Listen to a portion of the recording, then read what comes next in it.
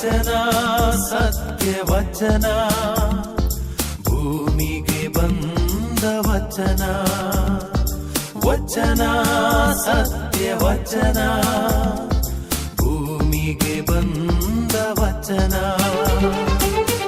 ಆದಿಯಲ್ಲಿ ಇದ್ದ ವಚನ ನಮ್ಮ ನೋಡ ಬಂದ ವಚನ ವಚನ ಸತ್ಯ ವಚನ ಭೂಮಿಗೆ ಬಂದ ವಚನ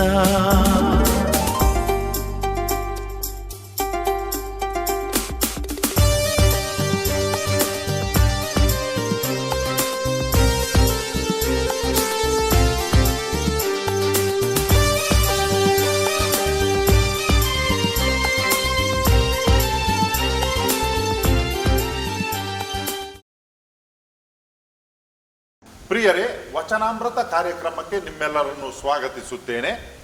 ದೇವರ ವಾಕ್ಯವನ್ನು ಆಲಿಸಿಕೊಳ್ಳುತ್ತಾ ಇವತ್ತಿನ ದಿವಸದ ಈ ಧ್ಯಾನವನ್ನು ನಾವು ಆರಂಭ ಮಾಡೋಣ. ಸಂತ ಮಾರ್ಕನು ಬರೆದ ಸುವಾರ್ತೆ ಅಧ್ಯಾಯ 13 ವಾಕ್ಯ 32ರಿಂದ 37 ತನಕ. ಅನಿರೀಕ್ಷಿತ ಆಗಮನಕ್ಕೆ ಅಣಿಯಾಗಿರಿ. ಆ ದಿನವಾಗಲಿ ಆ ಗಳಿಗೆಯಾಗಲಿ ಯಾವಾಗ ಬರುವುದೆಂದು ಪಿತನ ಹೊರತು ಮತ್ತಾರೂ ಅರಿಯರು. ಸ್ವರ್ಗದಲ್ಲಿರುವ ದೂತರೇ ಆಗಲಿ ಪುತ್ರನೇ ಆಗಲಿ ಅದನ್ನು ಅರಿಯರು. ಆ ಕಾಲ ಯಾವಾಗ ಬರುವುದು ಎಂದು ನಿಮಗೆ ತಿಳಿಯದಿದ್ದರಿಂದ ಎಚ್ಚರಿಕೆಯಿಂದ ಇರಿ, ಜಾಗರೂಕರಾಗಿರಿ. ಪ್ರವಾಸಕ್ಕೆಂದು ಯಜಮಾನನೊಬ್ಬನು ಮನೆ ಬಿಟ್ಟು ಹೋಗುವಾಗ ತನ್ನ ಸೇವಕರಲ್ಲಿ ಪ್ರತಿಯೊಬ್ಬನಿಗೆ ಒಂದೊಂದು ಜವಾಬ್ದಾರಿಕೆಯನ್ನು ವಹಿಸಿ ದ್ವಾರಪಾಲಕನಿಗೆ ನೀನು ಎಚ್ಚರವಾಗಿರಬೇಕು ಎಂದು ಅಪ್ಪಣೆ ಕೊಡುವ ರೀತಿಯಲ್ಲಿ ನಾನು ನಿಮಗೆ ಹೇಳುತ್ತಿದ್ದೇನೆ. ಎಚ್ಚರವಾಗಿರಿ. ಯಜಮಾನನು ಸಂಜೆಯಲ್ಲೋ ಮಧ್ಯರಾತ್ರಿಯಲ್ಲೋ ಕೋಳಿ ಕೂಗುವಾಗಲೋ ಬೆಳಕು ಹರಿಯುವಾಗಲೋ ಯಾವಾಗ ಬರುವನೆಂಬುದು ನಿಮಗೆ ತಿಳಿಯದು. ಅನಿರೀಕ್ಷಿತವಾಗಿ ಅವನು ಬಂದಾಗ ನೀವು ನಿದ್ರಿಸುತ್ತಿರುವುದನ್ನು ಕಂಡಾನು. ನಿಮಗೆ ಹೇಳುವುದನ್ನೇ ಸರ್ವರಿಗೂ ಹೇಳುತ್ತೇನೆ, ಎಚ್ಚರಿಕೆಯಿಂದ ಇರಿ ಎಂದರು. ಕ್ರಿಸ್ತರ ಶುಭ ಸಂದೇಶವಿದು. ಕ್ರಿಸ್ತರೇ ನಿಮಗೆ ಸ್ತುತಿಯಾಗಲಿ. ನಮ್ಮ ಜೀವನದಲ್ಲಿ ದಿನನಿತ್ಯದಲ್ಲಿ ಕಾಣಬಹುದಾದಂತಹ ಒಂದು ಉದಾಹರಣೆಯನ್ನು ಯೇಸು ಸ್ವಾಮಿ ನಮ್ಮ ಮುಂದೆ ಇಟ್ಟಿದ್ದಾರೆ. ಯಜಮಾನನು ತನ್ನ ಎಲ್ಲ ಗುಟ್ಟನ್ನು ಸೇವಕರಲ್ಲಿ ಹಂಚಿಕೊಳ್ಳುವುದಿಲ್ಲ. ಎಷ್ಟು ಬೇಕು ಅಷ್ಟನ್ನು ಮಾತ್ರ ಅವರು ತಮ್ಮ ಸೇವಕರಲ್ಲಿ ಹೇಳಿಕೊಳ್ತಾರೆ. ಯಾಕಂತ ಹೇಳಿದ್ರೆ ಎಲ್ಲವನ್ನು ಬಿಚ್ಚಿಟ್ಟರೆ ಮತ್ತೆ ಹೇಳಿದರೆ ಅವರಿಗೆ ಈ ಸೇವಕರ ಮೇಲೆ ಹತೋಟಿ ಇರುವುದಿಲ್ಲ. ಅದಕ್ಕಾಗಿ ಎಲ್ಲ ವಿಚಾರಗಳನ್ನು ಇನ್ಫಾರ್ಮೇಶನ್ ವಿಷಯ ಅವರು ಹೇಳುವುದಿಲ್ಲ. ಅದರಿಂದ ಏನಾಗ್ತದೆ ಅಂತ ಹೇಳಿದ್ರೆ ಈ ಸೇವಕರು ಏನು ಮಾಡ್ತಾರೆ, ಎಲ್ಲವೂ ಕೂಡ ತಿಳಿದಿಲ್ಲ. ಯಾವಾಗಲೂ ಕೂಡ ಯಜಮಾನನ್ ಬರ್ಬೋದು. ಅದಕ್ಕಾಗಿ ಅವರು ಯಾವಾಗಲೂ ಕೂಡ ಕಾಯುತ್ತಾ ಇರ್ತಾರೆ. ಎಲ್ಲಿಯಾದರೂ ಯಾವುದೇ ಒಬ್ಬ ಸೇವಕನು ಹೀಗೆ ಯೋಚನೆ ಮಾಡ್ತಾರೆ, ನನ್ನ ಯಜಮಾನನ ಬಗ್ಗೆ ನನಗೆ ಸಂಪೂರ್ಣವಾಗಿ ತಿಳಿದುಂಟು, ಯಾವಾಗ ಹೋಗ್ತಾರೆ ಯಾವಾಗ ಬರ್ತಾರೆ ಅಂತ ಹೇಳಿಕೊಂಡು. ಅದಕ್ಕಾಗಿ ಆತನ ಒಂದು ವೇಳೆ ಆತನ ಒಂದು ಆಲಸ್ಯವನ್ನು ಪ್ರದರ್ಶಿಸಿದರೆ ಅದು ಆತನಿಗೆ ತುಂಬ ಬೆಲೆ ಕೊಡುವಂತ ಒಂದು ಸಂದರ್ಭ ಆಗ್ಬೋದು. ನನಗೆ ತಿಳಿದುಂಟು, ಒಬ್ಬ ಯಜಮಾನ ಏನು ಮಾಡ್ತಿದ್ದಾರೆ ಅಂತ ಹೇಳಿದ್ರೆ ಆ ಚಾಲಕರಿಗೆ ಹೇಳುತ್ತಿದ್ದರು, ಯಾವಾಗ ಹೋಗ್ಲಿಕ್ಕೆ ಉಂಟು ತಯಾರಾಗಿರ ಅಂತ ಹೇಳಿಕೊಂಡು. ಅವರ ಅವಧಿ ಮುಗಿಯಿತು, ಬೇರೊಬ್ಬರು ಬಂದರು. ಅವರದೊಂದು ಜೀವನ ರೀತಿ ಬೇರೆ ಇತ್ತು. ಅವರೇನು ಕೂಡ ಮುಂಗಡವಾಗಿ ಹೇಳ್ತಿರ್ಲಿಲ್ಲ. ಅದಕ್ಕಾಗಿ ಈ ಚಾಲಕನಿಗೆ ಸ್ವಲ್ಪ ಸಿಟ್ಟು ಬಂತು. ಮುಂಚೆ ಎಲ್ಲ ಹೀಗೆಲ್ಲ ನಡೆಯುತ್ತಿತ್ತು, ಆದರೆ ಈಗ ಇಲ್ಲ ಅಂತ ಹೇಳಿಕೊಂಡು ಸಿಟ್ಟು ಬಂತು. ಮುಖ ದೊಡ್ಡದಾಯಿತು, ಕಪ್ಪಾಯಿತು. ಏನಾಯ್ತು ಅಂತ ಹೇಳಿದ್ರೆ ಆ ಚಾಲಕನು ತನ್ನ ಕೆಲಸವನ್ನು ಕಳ್ಕೊಳ್ಬೇಕಾಯ್ತು. ಯಾವಾಗ ಈ ಸೇವಕ ತನ್ನ ಯಜಮಾನನ ಬಗ್ಗೆ ಸಂಪೂರ್ಣವಾಗಿ ತಿಳಿದುಕೊಳ್ಳುತ್ತಾನೆ, ಆತನು ಸೇವಕನಾಗುವುದಿಲ್ಲ, ಬದಲಾಗಿ ಆತನು ಅಧಿಕಾರ ಚಲಾಯಿಸುವಂತ ವ್ಯಕ್ತಿ ಆಗಲಿಕ್ಕೆ ಸಾಧ್ಯ ಉಂಟು, ತಿಳಿದೋ ತಿಳಿಯದೆ. ಆ ಕಾರಣಕ್ಕಾಗಿ ಯಾವಾಗಲೂ ಯಜಮಾನ ಏನು ಮಾಡ್ತಾರೆ ಅಂತ ಹೇಳಿದ್ರೆ ತನ್ನ ಕೈ ಕೆಳಗೆ ಕೆಲಸ ಮಾಡುವಂಥ ಜನರಲ್ಲಿ ಎಷ್ಟು ಬೇಕೋ ಅಷ್ಟು ಮಾತ್ರ ವಿಷಯವನ್ನು ಗುಟ್ಟನ್ನು ಅವರು ಹಚ್ಚಿಕೊಳ್ತಾರೆ, ಬೇರೆ ಎಲ್ಲ ಅವರು ಏನನ್ನು ಕೂಡ ಹೇಳುವುದಿಲ್ಲ. ಈ ಒಂದು ವಿಚಾರ ಯೇಸು ಸ್ವಾಮಿ ರಾತ್ರಿಯ ಹೊತ್ತಿಗೆ ಯಾವುದೋ ಒಂದು ಕಾರಣಕ್ಕೆ ಹೊರಗಡೆ ಹೋಗುವಂತ ಒಬ್ಬ ಧನಿಕನಿಗೆ, ಯಜಮಾನನಿಗೆ ಹೋಲಿಕೆ ಮಾಡ್ತಾರೆ. ಯಾವ ಯಜಮಾನ ಹೇಳ್ತಾನೆ, ನಾನು ನಾಳೆ ಬರ್ತೇನೆ, ನೀನು ಜಾಗರೂಕನಾಗಿರು ಅಂತ ಹೇಳ್ತಾರೆ? ಯಾರು ಕೂಡ ಹೇಳಲ್ಲ. ನಾನು ಒಂದು ವಾರದ ನಂತರ ಬರ್ತೇನೆ, ನೀನು ಜಾಗರೂಕನಾಗಿ ಮನೆ ನೋಡಿಕೊಳ್ಳು ಅಂತ ಹೇಳ್ತಾರೆ? ಯಾರು ಕೂಡ ಹೇಳಲ್ಲ. ಯಾಕಂತ ಹೇಳಿದ್ರೆ, ಹಾಗೆ ಹೇಳಿದ್ರೆ ಈ ಸೇವಕನೇನು ಮಾಡ್ತಾನೆ ಅಂತ ಹೇಳಿದ್ರೆ, ಯಜಮಾನ ಬರ್ಲಿಕ್ಕೆ ಇನ್ನೊಂದು ವಾರ ಉಂಟು, ನಾನೇನು ಮಾಡಲಿ, ಅದಕ್ಕಾಗಿ ನಾನು ನನ್ನ ಕೆಲಸ ಮಾಡ್ತೇನಂತ ಆತನು ತನ್ನ ಕೆಲಸಕ್ಕೆ ತೊಡಗಿಸಿಕೊಳ್ತಾನೆ. ಆಗ ಏನಾಗ್ತದೆ, ಏನು ಮಾಡಬೇಕಿತ್ತೋ ಆ ಕರ್ತವ್ಯ ಅದು ಹೊರಟು ಹೋಗ್ತದೆ. ಅಂತಹ ಸಂದರ್ಭದಲ್ಲಿ ಎಲ್ಲಿಯಾದರೂ ಒಬ್ಬ ಆ ಯಜಮಾನನು ಅನಿರೀಕ್ಷಿತವಾಗಿ ಒಂದು ವಾರದ ಮೇಲೆ ಬರಬೇಕಿತ್ತು, ಒಂದು ವಾರದ ಮುಂಚಿತವಾಗಿಯೇ ಬರ್ತಾನಂತ ಯೋಚನೆ ಮಾಡು. ಆ ಸಂದರ್ಭದಲ್ಲಿ ಈ ಸೇವಕನಲ್ಲಿ ಕಾಣಿಸಿಕೊಳ್ಳದಿದ್ದರೆ ಯಜಮಾನನ ಮನೋಸ್ಥಿತಿ ಯಾವ ರೀತಿ ಇರ್ತದೆ? ಸಿಟ್ಟಿರ್ತದೆ. ನಾನು ಈತನಿಗೆ ಹಣ ಕೊಡ್ತೇನೆ, ಸಂಬಳ ಕೊಡ್ತೇನೆ, ಏನು ಮಾಡಿದ್ದಕ್ಕೆ? ಮನೆ ಕಾಯುವುದಕ್ಕೋಸ್ಕರ, ನನ್ನ ಆಸ್ತಿ ಸಂಪತ್ತನ್ನು ನೋಡೋದಕ್ಕೋಸ್ಕರ. ಆದರೆ ಈ ಮನುಷ್ಯನ ಏನು ಮಾಡಿದ್ದಾನೆ? ಸಂಬಳವನ್ನು ತೆಗೊಳ್ತಾನೆ. ಆದರೆ ಏನು ಮಾಡ್ತಾನೆ ಅಂತ ಹೇಳಿದ್ರೆ, ತನ್ನ ಕರ್ತವ್ಯವನ್ನು ಮಾಡಿಕೊಳ್ಳುವುದಿಲ್ಲ. ಅದಕ್ಕಾಗಿ ಯಜಮಾನ ಏನು ಮಾಡ್ತಾನೆ? ಈತನು ಬೇಡ, ಯಾರು ನನಗೆ ಸರಿಯಾಗಿ ನನ್ನ ಕೆಲಸವನ್ನು ಮಾಡುತ್ತಾನೆ, ಜಾಗರೂಕತೆಯಿಂದ ಮಾಡುತ್ತಾನೆ, ವಿಶ್ವಾಸದಿಂದ ಮಾಡುತ್ತಾನೆ, ಅಂಥವರನ್ನು ಹುಡುಕ್ತಾನೆ. ವಿಶ್ವಾಸದ ಸೇವಕಂತಾರೆ ಅಂತ ಹೇಳಿದ್ರೆ ಯಾರು? ಯಾರು ನಿತ್ಯವೂ ಕೂಡ ಜಾಗರೂಕತೆಯಿಂದ ಇರುತ್ತಾರೋ, ಯಾವಾಗಲೂ ಕೂಡ ಅವರು ಎಚ್ಚರಿಕೆಯಿಂದ ಇರ್ತಾರೆ. ಯಜಮಾನ ಬರಲಿ ಬರದೇ ಇರಲಿ, ತಾನು ತನ್ನ ಕೆಲಸವನ್ನು ಮಾಡಿಕೊಂಡು ಇರ್ತಾರೋ ಅಂಥವರು ವಿಶ್ವಾಸದ ಸೇವಕರಾಗಿರ್ತಾರೆ. ಈ ಒಂದು ವಿಚಾರವನ್ನು ಯೇಸು ಸ್ವಾಮಿ ನಮ್ಮ ಆಧ್ಯಾತ್ಮಿಕ ಜೀವನಕ್ಕೆ ಹೋಲಿಕೆ ಮಾಡ್ತಾರೆ. ನಾವು ಹುಟ್ಟಿದ್ದು ನಮಗೆ ತಾರೀಕು ಗೊತ್ತುಂಟು, ನಾವು ಸಾಯುವಂಥ ತಾರೀಕು ಎಲ್ಲಿ ನಮಗೆ ಗೊತ್ತುಂಟು? ಯಾರಿಗೆ ಕೂಡ ಗೊತ್ತಿಲ್ಲ. ಅದಕ್ಕಾಗಿ ಏನು ಮಾಡ್ಬೇಕಂತ ಹೇಳಿದ್ರೆ, ನಾವು ಆ ಒಂದು ತಾರೀಖನ್ನು ನೋಡಿಕೊಂಡು ನಮ್ಮ ಜೀವನವನ್ನು ನಾವು ಅಳವಡಿಸಿಕೊಳ್ಳುವುದಲ್ಲ. ಆ ಸಮಯ ಯಾವಾಗಲೂ ಬರ್ಬೋದು, ಆದರೆ ನಾನು ಮಾತ್ರ ದಿನನಿತ್ಯ ಕೂಡ ತಯಾರಿರ್ಬೇಕು. 2 ವರ್ಷಗಳ ಹಿಂದೆ ಈ ಕೋವಿಡ್ ವೈರಸ್ ಬಂದಾಗ ಯಾರು ಎಣಿಸಿಕೊಂಡಿದ್ದವು, ಯಾರು ಲೆಕ್ಕಾಚಾರ ಹಾಕಿದ್ದವು? ಈ ಒಂದು ಕಾಯಿಲೆಯಿಂದ ಇಷ್ಟೊಂದು ಜನರು ಸತ್ತು ಹೋಗ್ತಾರೆ, ಪ್ರಪಂಚದಲ್ಲಿ ಇಷ್ಟೊಂದು ರೀತಿಯಲ್ಲಿ ಅನಾಹುತ ಆಗ್ತದಂತ ಯಾರು ಗ್ರಹಿಸಿದ್ದವು? ಎಲ್ಲರೂ ಕೂಡ ಯೋಜನೆ ಹಾಕಿದ್ದವು. ನಾನು ಇನ್ನೊಂದು 5 ವರ್ಷಗಳಲ್ಲಿ ಇಂಥದನ್ನು ಮಾಡುತ್ತೇನೆ, 10 ವರ್ಷಗಳಲ್ಲಿ ಇಂಥ ವ್ಯಾಪಾರವನ್ನು ಮಾಡ್ತೇನೆ, 20 ವರ್ಷಗಳಲ್ಲಿ ಇಂಥ ಒಂದು ನಾನು ಲಾಭವನ್ನು ಪಡೆಯುತ್ತೇನೆ. ಎಷ್ಟೊಂದು ಗ್ರಹಿಕೆಗಳಿದ್ದವು, ಎಷ್ಟೊಂದು ಯೋಜನೆಗಳಿದ್ದವು. ಏನಾಯಿತು? ಯಾರು ಕೂಡ ಯೋಚನೆ ಮಾಡದಂಥ ಸ್ಥಿತಿಯಲ್ಲಿ ಈ ಪ್ರಪಂಚದಲ್ಲಿ ಅನಾಹುತಗಳು ಹುಟ್ಟಿಕೊಂಡವು. ಆ ಸಂದರ್ಭದಲ್ಲಿ ಈ ಒಂದು ವೈರಸ್ ಹರಡುತ್ತಿರುವಾಗ ಎಲ್ಲರ ಬಾಯಲ್ಲಿ ಒಂದು ಮಾತಿತ್ತು. ಅದೇನಂತ ಹೇಳಿದ್ರೆ, ದೇವರ ಮುಂದೆ ನಾವು ಯಾವಾಗಲೂ ಕೂಡ ಆಟ ಆಡಲಿಕ್ಕೆ ಆಗಲ್ಲ. ನಮ್ಮ ಬುದ್ಧಿವಂತಿಕೆ ಎಷ್ಟೇ ಇರಬಹುದು, ನಮ್ಮ ಜಾಣತನ ಎಷ್ಟೇ ಇರಬಹುದು, ಆದರೆ ದೇವರ ಮುಂದೆ ನಾವೆಲ್ಲರೂ ಕೂಡ ಹುಲ್ಲು ಕಡ್ಡಿಯಾಗಿ, ನಮ್ಮ ಶಕ್ತಿ, ನಮ್ಮ ಧನ ಸಂಪತ್ತು ಅದು ಯಾವುದು ಕೂಡ ಲೆಕ್ಕಕ್ಕೆ ಬರಲ್ಲ. ಕಣ್ಣಿಗೆ ಕಾಣದಂಥ ಒಂದು ವೈರಸ್ ಇಷ್ಟೊಂದು ಅನಾಹುತ ಮಾಡ್ತಾದಾದ್ರೆ ನಮ್ಮ ಜೀವನದಲ್ಲಿ ಏನು ಕೂಡ ನಡೆಯಬಹುದು, ಯಾವಾಗಲೂ ಕೂಡ ನಡೆಯಬಹುದು. ನಮ್ಮ ಯೋಜನೆಗಳು ಒಂದು ವೇಳೆ ದೇವರು ಅದನ್ನು ಇಷ್ಟಪಡದೇ ಇದ್ದರೆ ಆ ಯೋಜನೆಗಳು ನಿರ್ಫಲವಾಗಿ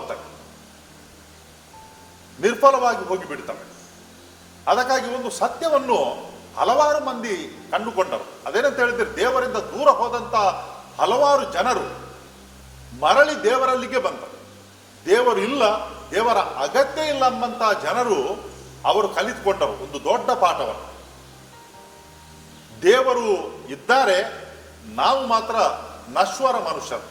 ಅದಕ್ಕಾಗಿ ದೇವರ ಅಸ್ತಿತ್ವದ ಬಗ್ಗೆ ಪ್ರಶ್ನೆಯನ್ನು ಕೇಳುವುದು, ಅದನ್ನು ಅಲ್ಲಗಳೆಯುವುದು, ಅದರಿಂದ ದೇವರಿಗೆ ಏನು ಕೂಡ ಕಡಿಮೆ ಆಗುವುದಿಲ್ಲ. ದೋಷ ಆಗುವುದಿಲ್ಲ, ಲೋಪ ಆಗುವುದಿಲ್ಲ, ಬದಲಾಗಿ ನಾವು ಕಳೆದುಕೊಳ್ಳುತ್ತೇವೆ ಎಂಬ ವಿಚಾರವನ್ನು. ಈಗ ಏನಾಯ್ತು ಪ್ರಿಯರೇ, ನಾವು ನಮ್ಮ ಸುತ್ತಮುತ್ತ ನೋಡಿದರೆ ಈ ಕಳೆದ 2 ವರ್ಷಗಳಲ್ಲಿ ಮನುಷ್ಯನು ಪುನಃ ಆ ಒಂದು ಹಿಂದಿನ ಜೀವನಕ್ಕೆ ಹೋಗಿದ್ದನ್ನು ನಾವು ಕಾಣುತ್ತೇವೆ. ಕೇವಲ ಒಂದು 2-3 ತಿಂಗಳು ಅಥವಾ 4 ತಿಂಗಳು ಮನುಷ್ಯನೇ ಹೆದರು ಹೋಗಿದ್ದನು. ತನ್ನ ಯೋಜನೆಗಳು ನಿರ್ಫಲ ಅಂತ ಯೋಚನೆ ಮಾಡಿದ್ದನು, ಸರಿಯಾದ ರೀತಿಯಲ್ಲಿ ಅರ್ಥ ಮಾಡಿಕೊಂಡಿದ್ದನು. ಆದರೆ ಪುನಃ ಈ ಮನುಷ್ಯ ಸ್ವಭಾವ ಎಂಬುದು ಏನು ಮಾಡಿದೆ ಅಂತ ಹೇಳಿದ್ರೆ, ಮನುಷ್ಯನನ್ನು ಮುಂಚಿನ ಜೀವನಕ್ಕೆ ಕೊಂಡೋಗಿದೆ. ಹೇಗೆ ತಿಳಿತದೆ ಅಂತ ಹೇಳಿದ್ರೆ, ಇದ್ದಾರೆ ಹಲವಾರು ಮಂದಿ, ಈ ಜೀವನವನ್ನು ಬದಲಾಯಿಸಿದವರು ಹಲವಾರು ಮಂದಿ ಇದ್ದಾರೆ, ಸತ್ಯವನ್ನು ಅರಿತುಕೊಂಡವರು ಹಲವಾರು ಮಂದಿ ಇದ್ದಾರೆ, ದೇವರನ್ನು ಒಪ್ಪಿಕೊಂಡು ಮರಳಿ ಬಂದವರು ಹಲವಾರು ಮಂದಿ ಇದ್ದಾರೆ. ಅದರ ಜೊತೆಗೆ ಇನ್ನು ಕೆಲವು ಜನ ಇದ್ದಾರೆ, ಈ ಒಂದು ಕೆಟ್ಟ ಸ್ಥಿತಿಯನ್ನು ತಮ್ಮ ಸ್ವಾರ್ಥಕ್ಕೆ ಉಪಯೋಗಿಸಿಕೊಂಡಂತಹ ಜನರು ಕೂಡ ಇದ್ದಾರೆ. ಇದೊಂದು ಅವಕಾಶ ಎಂದು ಯೋಚನೆ ಮಾಡಿ ಅದನ್ನು ತಮ್ಮ ಸ್ವಾರ್ಥಕ್ಕಾಗಿ ಉಪಯೋಗಿಸಿಕೊಂಡವರು ಇದ್ದಾರೆ. ಇಂಥ ಮನುಷ್ಯರನ್ನು ಯಾರು ಕೂಡ ಬದಲಿಸಲಿಕ್ಕೆ ಆಗಲ್ಲ, ದೇವರು ಕೂಡ ಬದಲಿಸಲಿಕ್ಕೆ ಆಗಲ್ಲ. ಯಾರು ತಮ್ಮ ಹೃದಯವನ್ನು ಮನಸ್ಸನ್ನು ತೆರೆದಿಡ್ತಾರೋ ಅವರು ಬದಲಾಗ್ತಾರೆ. ಯಾರು ತಮ್ಮ ಮನಸ್ಸು ಮತ್ತು ಹೃದಯವನ್ನು ಕಲ್ಲಾಗಿಸ್ತಾರೋ ಅಂಥ ಜನರನ್ನು ಯಾರಿಗೆ ಏನು ಕೂಡ ಮಾಡಲಿಕ್ಕೆ ಆಗಲ್ಲ, ದೇವರು ಕೂಡ ಏನು ಮಾಡಲಿಕ್ಕೆ ಆಗಲ್ಲ. ಪ್ರಿಯರೇ, ಅದು ಒಂದು ದುರಾದೃಷ್ಟ. ಯಾರು ತಮ್ಮ ಮನಸ್ಸನ್ನು ಮತ್ತು ಹೃದಯವನ್ನು ಕಲ್ಲಾಗಿಸ್ತಾರೆ ಅವರು ನಿಜವಾಗಿಯೂ ಅವರ ಬಗ್ಗೆ ನಾವು ಕನಿಕರ ಪಡಬೇಕಷ್ಟೇ ವಿನಃ ಬೇರೇನಲ್ಲ. ನಮ್ಮ ಸುತ್ತಮುತ್ತಲೂ ನಾವು ನೋಡ್ತೇವೆ, ಜನರು ಮುಂಚಿನ ಹಾಗೆಯೇ ಆಲಸ್ಯಕ್ಕೆ ಒಳಗಾದುದನ್ನು, ಕೆಟ್ಟ ದಾರಿಯಲ್ಲೇ ನಡೆಯುವುದನ್ನು, ಇನ್ನೂ ಕೂಡ ಮಾಡುವುದಿರುವುದನ್ನು ನಾವು ಕಾಣ್ತೇವೆ. ಎಲ್ಲ ಕೂಡ ಮರೆತು ಹೋಗಿದೆ. 2 ವರ್ಷಗಳ ಹಿಂದೆ ಏನು ನಡೆದಿತ್ತೋ ಅದೆಲ್ಲ ಮರೆತು ಹೋಗಿದೆ. ಪುನಃ ಮನುಷ್ಯನು ಹಿಂದಿನಂತೆ ಆಗಲಿಕ್ಕೆ ಬಯಸುವುದನ್ನು ನಾವು ನೋಡುತ್ತೇವೆ. ದೇವರೇನು ಮಾಡಬೇಕಿತ್ತು ಅದು ನಮಗೆ ಮಾಡಿ ತೋರಿಸಿದ್ದಾರೆ. ನಮಗೆ ಪಾಠವನ್ನು ನೀಡಿದ್ದಾರೆ. ಅವರು ಏನಂತ ಹೇಳಿದ್ರೆ, ನಿಮ್ಮ ಅತಿ ಬುದ್ಧಿವಂತಿಕೆ ಅದು ದೇವರ ಮುಂದೆ ಯಾವುದೇ ಲೆಕ್ಕಕ್ಕೆ ಬರುವುದಿಲ್ಲ ಅಂತ ತೋರಿಸಿಕೊಟ್ಟಿದ್ದಾರೆ. ಮಂಗಳಕ್ಕೆ ಹೊರಟಂತ ಮನುಷ್ಯನು ಅಂಗಳಕ್ಕೆ ಹೋಗ್ಲಿಕ್ಕೆ ಹೆದರಿದ್ದನು ಈ ಕೊರೋನಾ ಬಂದಾಗ. ಆದರೆ ಪುನಃ ನಾವು ನೋಡ್ತೇವೆ, ಮನುಷ್ಯನು ಅದೇ ಒಂದು ದುರಾಂಕಾರಕ್ಕೆ ಒಳಗಾಗುವುದನ್ನು ನಾವು ನೋಡುತ್ತೇವೆ ನಮ್ಮ ಸುತ್ತಮುತ್ತ. ಪ್ರಿಯರೇ, ಎಲ್ಲ ಮನುಷ್ಯರು ಪ್ರಪಂಚದಲ್ಲಿ ಒಂದೇ ಲೆಕ್ಕ ಇರಲಿಕ್ಕೆ ಯಾವಾಗಲೂ ಸಾಧ್ಯ ಇಲ್ಲ. ಎಲ್ಲ ಮನುಷ್ಯರು ಬದಲಾಗ್ತಾರೆ, ಆಗ ನಾನು ಕೂಡ ಬದಲಾಗ್ತೇನೆ ಅಂತ ಹೇಳಿದ್ರೆ ಆ ಒಂದು ಸಮಯ ಬರಲಿಕ್ಕಿಲ್ಲ. ನಾವೇನು ಮಾಡ್ಬೇಕಂತ ಹೇಳಿದ್ರೆ, ಸರಿ, ಯಾರು ಬದಲಾಗ್ತಾರೆ ಅವರು ಬದಲಾಗ್ತಾರೆ, ಯಾರು ಬದಲಾಗಲ್ಲ ಅವರು ಬದಲಾಗದೆ ಇರಲಿ. ಆದರೆ ನಾವೇನು ಮಾಡಬೇಕು ಅದು ಮುಖ್ಯವಾಗಿದೆ. ಅದು ಮುಖ್ಯ. ನಾನು ನನ್ನ ಜೀವನದಲ್ಲಿ ಏನು ಮಾಡಬೇಕು, ಏನು ಕಲಿತುಕೊಂಡಿದ್ದೇನೆ ಅದು ಮುಖ್ಯ. ಅದಕ್ಕಾಗಿ ನನ್ನ ನಿತ್ಯ ಜೀವನದಲ್ಲಿ ನಾನು ಏನು ಮಾಡ್ತೇನೆ, ನಾನು ಯಾವ ರೀತಿಯಲ್ಲಿ ನಡೆದುಕೊಳ್ಳುತ್ತೇನೆ ಎಂಬುದು ಮುಖ್ಯ. ಹೇಗೆ ನಡೆದುಕೊಳ್ಬೇಕು ಪ್ರಿಯರೇ, ಈ ಪುಸ್ತಕ ಪವಿತ್ರ ಬೈಬಲ್ ದೇವರ ವಾಕ್ಯ. ಇದು ಪ್ರಪಂಚದ ಪ್ರಥಮ ಪುಸ್ತಕ. ಇದನ್ನು ಬರೀಲಿಕ್ಕೆ ಸರಿಸುಮಾರು 1,500 ವರ್ಷಗಳು ತಗಲಿವೆ. ಅದರ ಅರ್ಥ ಏನಂತ ಹೇಳಿದ್ರೆ, ಸಾಧಾರಣ 1,500 ವರ್ಷಗಳಲ್ಲಿ 1,500 ವರ್ಷಗಳಲ್ಲಿ ದೇವರು ಮನುಷ್ಯರಲ್ಲಿ ಬೇರೆ ಬೇರೆ ಸಂದರ್ಭದಲ್ಲಿ ಬೇರೆ ಬೇರೆ ಸನ್ನಿವೇಶದಲ್ಲಿ ಏನನ್ನು ಮಾತನಾಡಿದಾರೋ ಅದೆಲ್ಲವೂ ಕೂಡ ಇದರಲ್ಲಿ ನಮಗೆ ನೋಡ್ಲಿಕ್ಕೆ ಸಿಗ್ತದೆ. ದುಃಖದ ಸಮಯದಲ್ಲಿ, ಸಂತೋಷದ ಸಮಯದಲ್ಲಿ, ಸೋಲಿನಲ್ಲಿ, ಗೆದ್ದಾಗ, ಗೆಲುವಿನಲ್ಲಿ, ಎಲ್ಲ ಸಂದರ್ಭದಲ್ಲಿ ದೇವರು ಏನನ್ನು ಹೇಳಿಕೊಟ್ಟಿದ್ದಾರೆ, ಏನನ್ನು ನಮಗೆ ಸಂದೇಶ ನೀಡಿದ್ದಾರೆ ಅದೆಲ್ಲವೂ ಕೂಡ ಇದರಲ್ಲಿ ನಮಗೆ ನೋಡ್ಲಿಕ್ಕೆ ಸಿಗ್ತದೆ. ಅದಕ್ಕಾಗಿ ನಾವು ಯಾರು ಕೂಡ ಹೇಳುವಾಗಿಲ್ಲ, ನಾನು ಯಾವ ರೀತಿಯಲ್ಲಿ ಜೀವಿಸಬೇಕಿತ್ತು ನನಗೆ ತಿಳಿದಿರಲಿಲ್ಲ ಅಂತ ಯಾರು ಕೂಡ ಹೇಳಲಿಕ್ಕೆ ಸಾಧ್ಯ ಇಲ್ಲ. ದೇವರು ನಮಗೆ ಹೇಳಿಕೊಟ್ಟಿದ್ದಾರೆ. 1,500 ವರ್ಷಗಳಲ್ಲಿ ಹೇಳಿದ್ದು ಇಲ್ಲಿ ನಮಗೆ ನೋಡ್ಲಿಕ್ಕೆ ಸಿಗ್ತದೆ. ಪ್ರಿಯರೇ, ಪ್ರತಿಯೊಂದು ವಿಷಯದಲ್ಲಿ ದೇವರು ಏನು ಹೇಳಿದ್ದಾರೆ ಅದು ನಮಗೆ ಇಲ್ಲಿ ಕಾಣಲಿಕ್ಕೆ ಸಿಗ್ತದೆ. ನಾವೇನ್ ಮಾಡ್ಬೇಕಂತ ಹೇಳಿದ್ರೆ, ಪ್ರತಿ ದಿವಸ ಒಂದು ಸ್ವಲ್ಪ ಸಮಯವನ್ನು ನಾವು ಈ ಪುಸ್ತಕಕ್ಕೋಸ್ಕರ, ಪವಿತ್ರ ಬೈಬಲ್ಗೋಸ್ಕರ ನಾವು ಇಡಬೇಕು. 10 ನಿಮಿಷ, 15 ನಿಮಿಷ ಪ್ರತಿ ದಿವಸ. ಎಲ್ಲವನ್ನು ಓದಲಿಕ್ಕೆ ಅಸಾಧ್ಯವಾದೀತು. ಆದರೆ ಪ್ರತಿನಿತ್ಯ ಒಂದು 10-15 ನಿಮಿಷ ನಾವು ಒಂದು ವೇಳೆ ಈ ಪುಸ್ತಕವನ್ನು ಓದಿ ಅದರಲ್ಲಿ ನಾವು ಧ್ಯಾನ ಮಾಡಿದರೆ ಪ್ರತಿ ದಿವಸ ದೇವರು ನಮ್ಮಲ್ಲಿ ಮಾತನಾಡುತ್ತಾರೆ. ಇದರಲ್ಲಿರುವಂಥವು ಎಲ್ಲವೂ ಕೂಡ ದೇವರ ವಾಕ್ಯಗಳು. ನಾವು ಪ್ರತಿನಿತ್ಯ ದೇವರನ್ನು ಆಲಿಸಿಕೊಂಡರೆ, ಪುಸ್ತಕವನ್ನು ಓದುವಾಗ ಪವಿತ್ರ ಬೈಬಲನ್ನು, ದೇವರು ನಮ್ಮಲ್ಲಿ ಮಾತನಾಡುತ್ತಾರೆ. ಎಂಥ ಒಂದು ಭಾಗ್ಯ ದೇವರು ನಮಗೆ ಕೊಟ್ಟಿದ್ದಾರೆ. ಪವಿತ್ರ ಬೈಬಲನ್ನು ನಮಗೆ ಕೊಡುವಾಗ ಪ್ರತಿನಿತ್ಯವೂ ಕೂಡ ದೇವರು ನಮ್ಮಲ್ಲಿ ಮಾತನಾಡುತ್ತಾರೆ. ನಾವು ನಮ್ಮ ಹೃದಯ ಮತ್ತು ಮನಸ್ಸನ್ನು ಈ ವಾಕ್ಯಕ್ಕೆ ನಾವು ತೆರೆದಿಟ್ಟರೆ, ದೇವರು ನಮ್ಮಲ್ಲಿ ಮಾತನಾಡುವುದನ್ನು ಕೇಳಿಕೊಂಡರೆ ನಾವು ಖಂಡಿತವಾಗಿ ಸರಿಯಾದ ದಾರಿಯಲ್ಲಿ ನಡೆಯಲಿಕ್ಕೆ ಸಾಧ್ಯ ಉಂಟು. ದೇವರ ವಾಕ್ಯ ಆಲಿಸಿಕೊಂಡು ಆ ಪ್ರಕಾರ ನಡೆದವರು ಯಾರು ಕೂಡ ತಪ್ಪು ದಾರಿಯಲ್ಲಿ ನಡೆಯಲಿಕ್ಕೆ ಸಾಧ್ಯ ಇಲ್ಲ. ಈ ಪುಣ್ಯ ಪುರುಷರು, ನಾವು ಅವರನ್ನು ಸಂತರು ಅಂತ ಕರೆಯುತ್ತೇವೆ. ಅವರೇನು ಮಾಡ್ತಿದ್ದರು? ಅವರು ಪ್ರಾರ್ಥನೆಯಲ್ಲಿ ತಮ್ಮ ಸಮಯವನ್ನು ಕಳೆಯುತ್ತಿದ್ದರು. ಅದಕ್ಕಾಗಿ ಅವರ ಜೀವನದಲ್ಲಿ ಈ ಹೊರಗೆ ಹೋದಂಥ ಯಜಮಾನ ಯಾವಾಗಲೂ ಬರಲಿ, ಅವರಿಗೇನು ಕೂಡ ಹೆದರಿಕೆ ಇರಲಿಲ್ಲ. ಹೊರಗೆ ಹೋದಂಥ ಯಜಮಾನ ಅಂತ ಹೇಳಿದ್ರೆ ಸಾವು. ಅದು ಯಾವಾಗ ಬಂದರೂ ಕೂಡ ಅವರಿಗೆ ಅಂಜಿಕೆ ಮತ್ತು ಹೆದರಿಕೆ ಇರಲಿಲ್ಲ. ಯಾಕಂತ ಹೇಳಿದ್ರೆ ಅವರು ನಿಶ್ಚಿಂತತೆ ಇದ್ದವು. ಪ್ರತಿನಿತ್ಯ ಅವರು ದೇವರಿಗೆ ಮೆಚ್ಚುಗೆ ಆಗುವಂಥ ಕೆಲಸವನ್ನು ಮಾಡುತ್ತಿದ್ದರು. ಏನು ಮಾಡ್ತಿರ್ಲಿಲ್ಲ? ಇತರರ ಬಗ್ಗೆ ಕೆಟ್ಟದನ್ನು ಮಾತನಾಡ್ತಿರ್ಲಿಲ್ಲ, ಪರದೂಷಣೆ ಮಾಡ್ತಿರ್ಲಿಲ್ಲ, ಇತರ ಬಗ್ಗೆ ಕೆಟ್ಟ ಯೋಚನೆಗಳನ್ನು ಅವರು ಮಾಡ್ತಿರ್ಲಿಲ್ಲ, ಅಥವಾ ಇತರರಿಗೆ ನೋವುಂಟುವಂತ ಮಾಡುವಂಥ ಕೆಲಸವನ್ನು ಮಾಡ್ತಿರ್ಲಿಲ್ಲ. ಬದಲಾಗಿ ಏನು ಮಾಡ್ತಿದ್ದರು? ಅವರು ದೇವರಲ್ಲಿ ತಲ್ಲೀನರಾಗಿರ್ತಿದ್ದರು, ದೇವರಲ್ಲಿ ಮಾತನಾಡ್ತಿದ್ದರು ತಮ್ಮ ಪ್ರಾರ್ಥನೆಯಲ್ಲಿ. ಆ ಪ್ರಾರ್ಥನೆಯ ಶಕ್ತಿಯಿಂದ ಅವರು ಒಳ್ಳೆಯದನ್ನೇ ಮಾಡ್ತಿದ್ದರು. ತಮ್ಮಲ್ಲಿಗೆ ಬಂದ ಜನರಿಗೆ ಅವರು ಸಾಂತ್ವನ ನೀಡುತ್ತಿದ್ದರು. ತಮ್ಮಿಂದ ಏನಾಗ್ತಿತ್ತೋ ಅಂತ ಒಂದು ಒಳ್ಳೆಯದನ್ನು ಇತರರಿಗೆ ಮಾಡುತ್ತಿದ್ದರು. ಎಂಥ ಒಂದು ಭಾಗ್ಯದ ಜೀವನ ಅವರದ್ದು. ಅದಕ್ಕಾಗಿ ಆ ಹೊರಗೆ ಹೋದಂಥ ಯಜಮಾನ ಯಾವಾಗಲೂ ಕೂಡ ಬರಲಿ, ಮಧ್ಯರಾತ್ರಿಗೋ, ಕೋಳಿ ಕೂಗುವಾಗಲೋ ಅಥವಾ ಬೆಳಕು ಹರಿಯುವಾಗಲೂ, ಮುಂಜಾನೆ ಹೊತ್ತಿಗೆ ಯಾವಾಗಲೂ ಕೂಡ ಬಂದರೆ ಅವರು ತಯಾರಿದ್ದರು. ಅವರಿಗೆ ಏನು ಕೂಡ ಕೊರಗು ಅಥವಾ ಚಿಂತೆ ಎಂಬುದು ಇರಲಿಲ್ಲ. ನಮ್ಮೆಲ್ಲರದ್ದು ಕೂಡ ಜೀವನ ಹಾಗೇನೆ ಆಗಲಿಕ್ಕೆ ಸಾಧ್ಯ ಉಂಟು. ಯಾವಾಗ ನಾವು ದೇವರಲ್ಲಿ ನಮ್ಮ ನಂಬಿಕೆಯನ್ನು ಇಟ್ಟು ಪ್ರತಿನಿತ್ಯ ಒಂದು 15 ನಿಮಿಷ ನಾವು ಪವಿತ್ರ ಬೈಬಲನ್ನು ಓದಿದರೆ ಅಲ್ಲಿ ದೇವರು ನಮ್ಮಲ್ಲಿ ಮಾತನಾಡುತ್ತಾರೆ.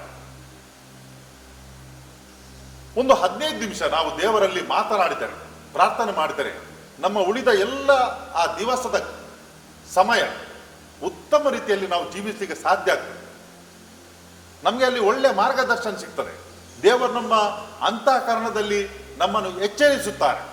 ಆಗ ನಮಗೆ ತಿಳಿತದೆ ಕೆಟ್ಟದನ್ನು ಮಾತನಾಡೋದು ಬೇಡ, ಕೆಟ್ಟದನ್ನು ಇವತ್ತು ನಾವು ಆಲೋಚನೆ ಮಾಡೋದು ಬೇಡ. ಇತರರಿಗೆ ನಾನು ಯಾವ ರೀತಿಯಲ್ಲಿ ಸಹಾಯ ಮಾಡಲಿಕ್ಕೆ ಆಗ್ತದೆ ಅದನ್ನು ಮಾಡ್ತೇನೆ. ಇಂಥ ಒಂದು ಜೀವನ ಪ್ರತಿನಿತ್ಯ ನಾವು ಮಾಡ್ತಾ ಹೋದರೆ ಆ ಯಜಮಾನ ಸಾವು ಯಾವಾಗಲೂ ಕೂಡ ಬರಲಿ, ಯಾರಿಗೇನು? ಹೊರಗೆ ಹೋದಂಥ ಯಜಮಾನ ಯಾವಾಗಲೂ ಬರಲಿ, ನಮಗೇನು ಭಯ?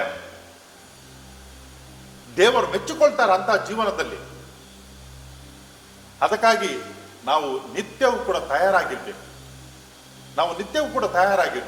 ಆಲಸ್ಯ ನಾಳೆ ಅಂತ ಹೇಳಿದ್ರೆ ಆಗಲ್ಲ. ಈ ಸೈತಾನನು ನಮಗೆ ಮನಸ್ಸಿನಲ್ಲಿ ಹಾಕುವಂಥ ವಿಚಾರಣೆ ಇದೆ.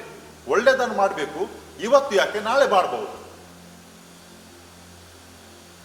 ಇದು ಯಾವಾಗ ನಮ್ಮ ಮನಸ್ಸಿನಲ್ಲಿ ಬರ್ತದೆ ಇವತ್ತು ಬೇಡ ನಾಳೆ, ಆಗ ನಾವು ಸೋತು ಹೋದೆ ಎಂಬುದು ಅರ್ಥ. ಯಾಕಂತ ಹೇಳಿದ್ರೆ ಆ ನಾಳೆ ಯಾವಾಗ ಬರ್ತದೆ ಯಾರಿಗೂ ಗೊತ್ತು. ಕೆಲವರು ಹೀಗೇನು ಮಾಡ್ತಾರೆ ಪರೀಕ್ಷೆಯ ಸಮಯದಲ್ಲಿ, ಇವತ್ತು ಬೇಡ ನಾಳೆ ಇವತ್ತಿಗಿಂತ ಜಾಸ್ತಿಯಾಗಿ ಓದಿ ಕಲಿಯುವ. ದೇವರು ನಮಗೆ ಒಂದು ದಿವಸದಲ್ಲಿ 24 ಗಂಟೆಯನ್ನು ಮಾತ್ರ ಕೊಟ್ಟದ್ದು. 24 ಗಂಟೆಯಲ್ಲಿ ಏನು ಮಾಡಬೇಕು ಇವತ್ತು, ಅದನ್ನು ನಾವು ಇವತ್ತೇ ಮಾಡಬೇಕು. ನಾನು ಅದನ್ನು ನಾಳೆಗಿಟ್ಟರೆ ಆ ನಾಳೆಯಲ್ಲಿ ಕೂಡ 24 ಗಂಟೆಗಳೇ ಇರುವುದು. ಅದಕ್ಕಾಗಿ ಇವತ್ತು ಮಾಡಲಿಕ್ಕೆ ಆಗದನ್ನು ನಾನು ನಾಳೆ ಹೇಗೆ ಮಾಡುವುದು? ಮತ್ತೇನಾಗ್ತದೆ ಅಂತ ಹೇಳಿದರೆ ಕೊನೆಗೆ ಓಡಿ ಬರ್ತಾರೆ ಮಕ್ಕಳು, ವಿದ್ಯಾರ್ಥಿಗಳು. ಯಾರ ಹತ್ರ? ಕೌನ್ಸಿಲರ್ಸ್, ಮನೋವೈಜ್ಞಾನಿಗಳ ಹತ್ರ. ಏನು ಮಾಡಲಿಕ್ಕೆ ಭಯ ಆಗ್ತದೆ, ಹೆದರಿಕೆ ಆಗ್ತದೆ. ಇಷ್ಟೊಂದು ದಟ್ಟ ಪುಸ್ತಕವನ್ನು ನೋಡಿಕೊಂಡು ಏನೆಲ್ಲ ಬಾಕಿ ಉಳಿದಿತ್ತೋ ಅದನ್ನು ಯಾವ ರೀತಿಯಲ್ಲಿ ಅರಗಿಸಿಕೊಳ್ಳುವುದೆಂಬುದನ್ನು ಅರ್ಥ ಆಗುವುದಿಲ್ಲ. ಯಾಕಂತ ಹೇಳಿದ್ರೆ ಈ 10 ದಿನಗಳಲ್ಲಿ ಆಗದ್ದು ಒಂದು ದಿವಸದಲ್ಲಿ ಹೇಗೆ ಅದನ್ನು ಮಾಡಲಿಕ್ಕೆ ಸಾಧ್ಯ? ಅದಕ್ಕಾಗಿ ಭಯ ಆಗ್ತದೆ ನೋಡುವಾಗ, ಬೆಟ್ಟದಷ್ಟು ಕಾಣ್ತಾರೆ.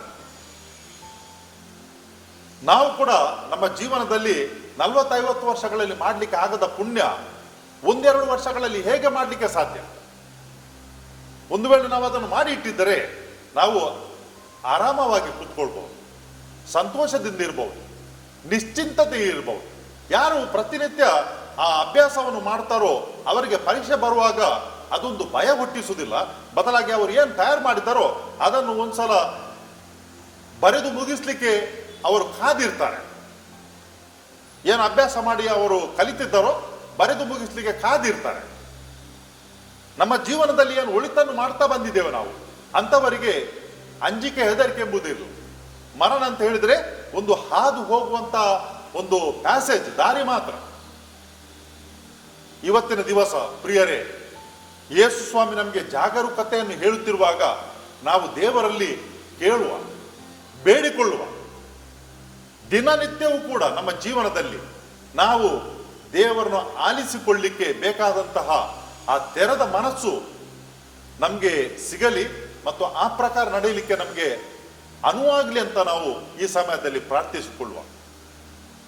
ಕರ್ತರಾದ ದೇವರೇ, ನಿಮ್ಮ ಪುತ್ರರು ಈ ಭೂಲೋಕಕ್ಕೆ ಬಂದಾಗ ಮನೆಯಿಂದ ಹೊರಕ್ಕೆ ಹೋಗುವ ಯಜಮಾನನ ಆ ಒಂದು ಸಾಮರ್ಥ್ಯನ್ನು ತಿಳಿಸಿದ್ದಾರೆ. ಆ ಹೊರಗಡೆ ಹೋದಂತ ಯಜಮಾನನು ಯಾವಾಗ ವಾಪಸ್ ಬರುವನು ಅದಕ್ಕಾಗಿ ಸೇವಕನು ಕಾದಿರ್ತಾನೆ. ಹಾಗೇನೆ ನಾವು ಕೂಡ ನಮ್ಮ ಆಧ್ಯಾತ್ಮಿಕ ಜೀವನದಲ್ಲಿ ನಿತ್ಯವೂ ಕೂಡ ಜಾಗರೂಕರಾಗಿರ್ಬೇಕು, ಎಚ್ಚರಿಕೆಯಿಂದ ಇರ್ಬೇಕಂತ ನಮಗೆ ತಿಳಿಯಪಡಿಸಿದ್ದಾರೆ. ಈ ಒಂದು ಉತ್ತಮವಾದ ಬೋಧನೆಯನ್ನು ನಾವು ಕೇಳುತ್ತಿರುವಾಗ ನಮ್ಮ ನಿತ್ಯ ಜೀವನದಲ್ಲಿ ಸದಾ ನಾವು ಜಾಗರೂಕತೆಯಿಂದ ಇರಲು ನೀವು ನಮಗೆ ಏನನ್ನು ತಿಳಿಯಪಡಿಸಿದಿರಿ ಪವಿತ್ರ ಪುಸ್ತಕದಲ್ಲಿ, ಗ್ರಂಥದಲ್ಲಿ, ಅದನ್ನು ಓದಿಕೊಂಡು ಅದರ ಪ್ರಕಾರ ನಡೆಯಲು ನಮಗೆ ಬೇಕಾದಂಥ ಮನಸ್ಸಿನ ಬೆಳಕನ್ನು ನೀಡಿರಿ, ಅರ್ಥ ಮಾಡಿಕೊಳ್ಳಲು ಬೇಕಾದಂಥ ಜ್ಞಾನವನ್ನು ನೀಡಿರಿ. ನಿತ್ಯವೂ ಕೂಡ ಲವಲವಿಕೆಯಿಂದ ನಮ್ಮ ಕೆಲಸವನ್ನು ಮಾಡಲಿಕ್ಕೆ ಬೇಕಾದಂಥ ಶಕ್ತಿಯನ್ನು ನೀಡಿರಿ. ಯಾವಾಗಲೂ ಮತ್ತು ಯಾವತ್ತೂ ಕೂಡ ಇತರರ ಬಗ್ಗೆ ಒಳಿತನ್ನು ಮಾತನಾಡಲಿಕ್ಕೆ ನಮಗೆ ನೀವು ಆಶೀರ್ವದಿಸಿರಿ. ಇತರರ ಜೀವನದಲ್ಲಿ ಕುಗ್ಗಿ ಹೋದಂಥವರ ಜೀವನದಲ್ಲಿ ಭರವಸೆ ನೀಡಲು, ಉಲ್ಲಾಸ ನೀಡಲು ಬೇಕಾದಂಥ ಉದಾರ ಮನಸ್ಸನ್ನು ನಮಗೆ ನೀಡಿರಿ. ಆ ಪ್ರಕಾರ ನಾವು ಜೀವಿಸಲು ಇಚ್ಛಿಸುವಾಗ ನಿಮ್ಮ ಆಶೀರ್ವಾದ ನಮ್ಮೊಂದಿಗಿರಲಿ. ಡಿವೈನ್ ವರ್ಡ್ ಟಿವಿ ಮುಖಾಂತರ ಈ ಕಾರ್ಯಕ್ರಮದಲ್ಲಿ ಪಾಲ್ಗೊಳ್ಳುತ್ತಿರುವಂತಹ ಪ್ರತಿಯೊಬ್ಬರ ಮೇಲೂ ನಿಮ್ಮ ಅನಂತ ಆಶೀರ್ವಾದಗಳನ್ನು ಸುರಿಯಿರಿ. ಆರೋಗ್ಯದ ಆಶೀರ್ವಾದಗಳು, ಅದೇ ಪ್ರಕಾರ ನೆಮ್ಮದಿ ಮತ್ತು ಶಾಂತಿಯ ಆಶೀರ್ವಾದಗಳನ್ನು ನೀವು ಸುರಿಸಿರೆಂದು ನಿಮ್ಮನ್ನು ಪ್ರಾರ್ಥಿಸುತ್ತೇವೆ. ನಿಮ್ಮ ಪುತ್ರ ಯೇಸು ಕ್ರಿಸ್ತರ ಮುಖಾಂತರ, ಆಮೆನ್.